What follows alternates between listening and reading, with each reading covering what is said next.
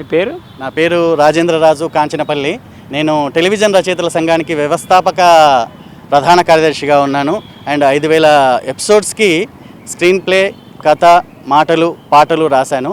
రీసెంట్గా ఓ తండ్రి తీర్పు అనే సినిమాకి చాలా బాధ్యతగా అన్ని విభాగాల్లోనూ పనిచేసి ఆ సినిమా కంప్లీట్ చేసి ఇప్పుడు సెన్సార్ కూడా అయిపోయింది. త్వరలో మేము ముందుకు రాబోస్తుంది. సార్ యాక్చువల్లీ ఏపీలో 50 రోజుల పరిపాలన అయితే కంప్లీట్ అయింది. ఎలా అనిపిస్తుంది సార్ మీకు? పరిపాలన కంప్లీట్ అయింది, ఇంకా కంప్లీట్ అవుతుంది, కొనసాగుతుంది. ఇవన్నీ పక్కకు పెడితే ఒక మార్పు వచ్చిందనేది తెలుస్తుంది. అంటే ఇంతకుముందు బాగలేదు, ఇది బాగుందని చెప్పడం కాదు నా ఉద్దేశము. మెయిన్గా కళామ తల్లి ముద్దుబిడ్డలైన, అంటే కళామ తల్లి ముద్దుబిడ్డలు ఎవరవుతారు? బాగా స్పందించే వాళ్ళు అవుతారు. ప్రతి చిన్న విషయానికి కన్నీళ్ళు పెట్టుకునే వాళ్ళు అవుతారు. అంటే ఒక కళామ తల్లి బిడ్డలుగా నేను రైటర్ను, తను డైరెక్టరు. మేము స్పందిస్తున్నది ఏంటంటే, ఎవరి కష్టాలను చూసినా మనకు కన్నీళ్ళు రావాలి, అది మన కష్టం అనిపించాలి. ఎవరి కన్నీళ్ళు చూసినా మనకు కన్నీళ్ళు రావాలి, అది మన ఇంట్లో సమస్య అనిపించాలి.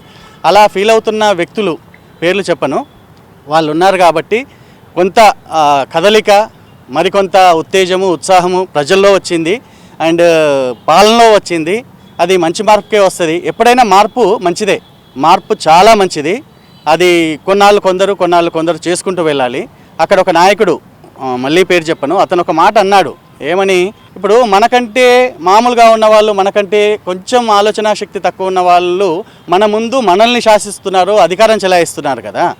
అదే మనం ఎందుకు చేయలేకపోతున్నాము? దానికి దమ్ము ధైర్యం కావాలి అని అన్నాడు. ఆ దమ్ము ధైర్యం ఎవరికి వస్తుంది?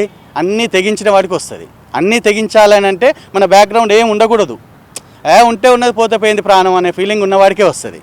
కోట్లు ఉండి ఆ అద్భుతమైన అధికారం చెలాయించే ఒక అద్భుతమైన మార్గం ఉండి మార్గదర్శిగా ఉన్న వ్యక్తి, నేను తెగిస్తాను, నేను పోయినా పర్వాలేదు, నేను ఏమైనా చేయగలను అనే వ్యక్తి ఇప్పుడు ఆంధ్ర రాజకీయాల్లో ఉన్నాడు. కాబట్టి మార్పు చాలా మంచిగా వస్తుంది.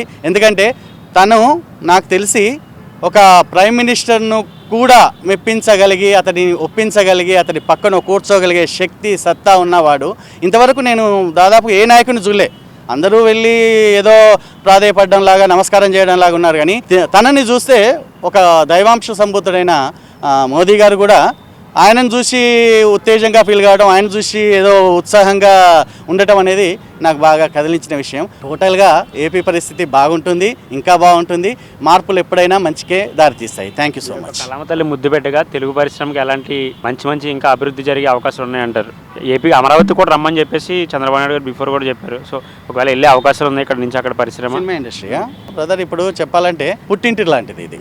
హైదరాబాదు, తెలంగాణ అని వేరు చేయటం లేదు నేను. పుట్టింటి లాంటిది ఇది. ఈ పుట్టింటిని విడిచిపెట్టి వెళ్తాము అంటే కన్న ఊరిని వదిలిపెట్టి దుబాయ్కి వెళ్తాము, అమెరికాకి వెళ్తాము. అట్లాగా ఒక 2 రాష్ట్రాలు విడిపోయాయి. ఇవి ఎప్పుడు ఉమ్మడి రాష్ట్రాలే, కలిసి ఉన్న రాష్ట్రాలే. అక్కడ స్టూడియోలు డెవలప్ కావాలి, అక్కడ కళాకారులు ఉన్నారు. పాపం వాళ్ళు ఇక్కడికి రావడానికి ఇబ్బంది పడవచ్చు. ఎందుకంటే కళాకారులు వచ్చినంత మాత్రానికి ఉపాధి వెంటనే దొరకదు. ఇక్కడ ఫుట్పాత్ల మీద, పార్కులలో ఉన్న వాళ్ళని చాలామందిని చూస్తున్నాము. మా అన్నయ్య సహకారంతో చాలామందికి మేము చేయూతనిచ్చాము. ఏదైతే కోరికతో, ఆశయంతో అమ్మను వదిలిపెట్టి ఇక్కడికి వచ్చారో, ఇక్కడ మేము ఒక అమ్మగా, అంటే పిన్న తల్లి కావచ్చు, పెద్దమ్మ కావచ్చు, ఏదో ఒక తల్లిగా మేము ఆసరాగా ఉంటున్నాము. ఆర్టిస్టులకు, రచయితలకు, డైరెక్షన్ డిపార్ట్మెంట్ వాళ్ళకి మేమంటూ ఒక చిన్న స్టూడియో పెట్టుకున్నాము ఇక్కడ కృష్ణానగర్లో. అక్కడ అందరికీ మాకు చేతనైనంత సహాయం చేస్తున్నాము. అట్లాగే అక్కడ పెట్టుకుంటే అక్కడి వాళ్ళకు సహాయం అవుతుంది. ఇది అక్కడ డెవలప్ కావాలి, ఇక్కడ కావద్దు, ఇక్కడి నుంచి అక్కడికి షిఫ్ట్ కావాలి, షిఫ్టింగ్లు లేవండి. ఎక్కడైనా అక్కడ ఒక దేవాలయము, ఇక్కడ ఒక దేవాలయం లాగా, అక్కడ భక్తులు ఇక్కడ భక్తుల్లాగా అంతటా సమానంగా ఉండాలి. ఇండస్ట్రీ 2 రాష్ట్రాల్లోనూ సమానంగా అభివృద్ధి చెందాలి. అక్కడి వాళ్ళకి అవకాశాలు రావాలి, ఇక్కడ వాళ్ళకి అవకాశాలు రావాలి. Thank you.